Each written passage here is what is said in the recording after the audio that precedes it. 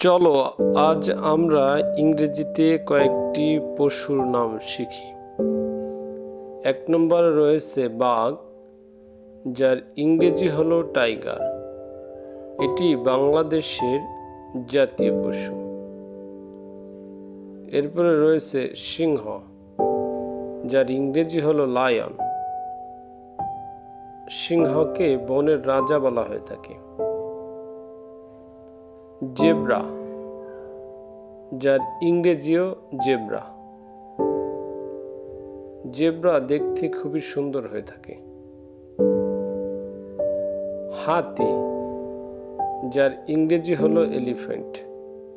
এটি আকারে অনেক বড় হয়ে থাকে। উট, যার ইংরেজি হলো ক্যামেল, যাকে মরুভূমির জাহাজ বলা হয়ে থাকে। এরপর রয়েছে জিরাফ, যার ইংরেজি হলো জিরাফ।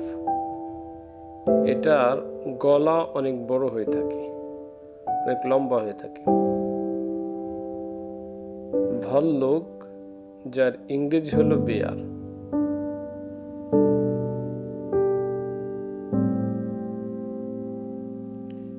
এরপরে রয়েছে হরিণ, যার ইংরেজি হলো ডিয়ার।